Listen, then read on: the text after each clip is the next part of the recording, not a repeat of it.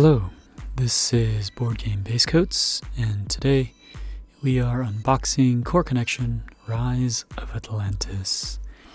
Didn't know too much about this game, except that it was made by Japanime Games, and that it's a deck builder with robots, so sounds cool. I had just finished buying Kamigami Battles from Japanime Games, so really liked the art. The gameplay was unique, so I thought, well, let's go ahead and pick this up, and I'm sure it'll be great. So without further ado, let's pop this open and see what we've got. And that looks promising enough. Kind of a sketchy style. This is a comic book, and yeah, I must admit I'm not that excited about the art on the inside, and this kind of throws some flags up for me. There's Japanese anime art, and then there's, people that try to draw like that, and I have the bad feeling that that's what this will be. So, see, and that's a pretty good piece. So I think there is the potential for some good art if artists do their thing, but if they're just gonna try to copy, it's just not great. And wow, this is a very stark rulebook. Big chunks of text. Oh, we got some tables. Okay, well, at some point I'll read this, but at first blush, man, it just does not. It doesn't really appeal. I guess it's just not appealing. Well, okay. Got a glossary, at least, and Q&A. It's got some nods to some good ideas, but man, the design just doesn't excite me here. Well, we got some cards, lots of cards. It is a deck builder, so it makes sense we'll have a lot, and let's take a look at those later.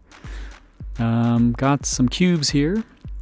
I know that it's up to a 4-player game. My question is, whenever I see something like this, is why don't each of the players have different colored cubes? That seems kind of a small thing, but why not? Got a lot of D20s. So for me, this would be the different selling point. So if it is a deck builder but uses dice, that's kind of a cool idea. Here is an insert. It seems like it's pretty sturdy. If it is, then great, we'll keep it. We've got some player boards, and definitely going with that stark graphic design. No differentiation there. All right, well, let's go ahead and put those away. And they don't fit. Huh. It's weird. Did I put it in wrong, or can I stand them up maybe? No. Okay, this insert's not working. Yeah, it's gone. All right, so bye-bye to that. Now I did, while I open up these cards here, I did buy this game at the same time that I bought the expansion, so we'll be opening that up and throwing everything into this box, I'm sure. So now I have plenty of room. But as ever, my view on inserts is holding true. And they're usually pretty useless.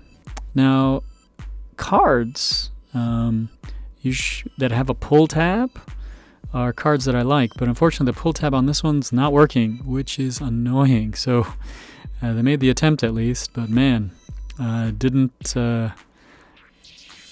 quite work out for them. Looks like we've got at least 2 different kinds of card backs.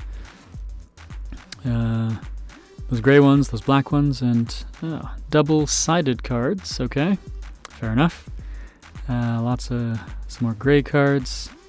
And as I, separate these cards out, I wonder to myself, well, maybe they've been set or separated in a certain order, because sometimes games do that.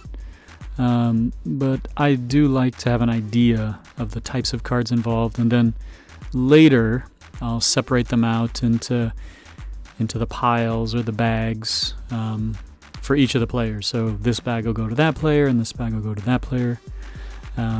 I think, if I remember correctly, that this game has a a kind of good guy versus bad guy kind of thing to it. So I know that there'll be at least 2 different factions here that we'll be setting up for.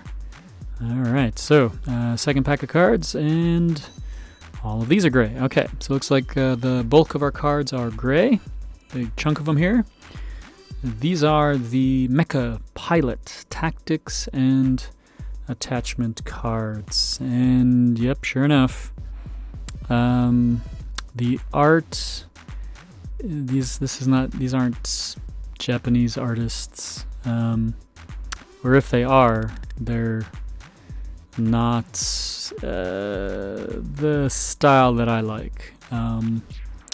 It seems very derivative, and because it is a deck builder, you'll often have multiples, and so if the art isn't exciting, then that really just kind of makes it unfortunate. You know, I like to have cards that look good and excite me. So, and the you know, now to sound really picky, but the graphic design is really kind of boring too. So it just comes off pretty flat so far. The mechs look good there.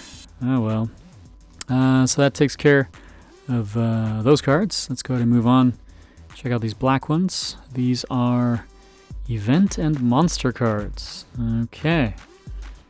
So similar design to the other. The backs, of course, are different. The fronts are similar. Now, the sort of painterly style of art is good. I wish they had just stuck with this, you know, and, you know, not really gone for, you know, any kind of anime styling, because I don't think they were successful with it. Yeah, so that's unfortunate, really. But let's go ahead and check out these Mecha and these Pilot. Now, there were Mecha and Pilot cards in that gray stack, so these, I am assuming, are the special characters, the named characters. The effort has been put into them, obviously. Double-sided for whatever reason. Wait a minute, is it a Pilot on one side and the Mecha on the other? Wow, it seems kind of weird if that's the case, but okay. There we go. So that's everything in this one. Yeah, I'm sorry that I don't seem that excited about it. It's really just unfortunate. I think coming from Kamigami Battles, which seemed to have done everything right, you know. It also was a deck builder, but it had a different sort of mechanic to it. Great art, so it was really exciting to get to. So unfortunately, this one doesn't excite me that way, but thanks for joining me. Appreciate it. Bye.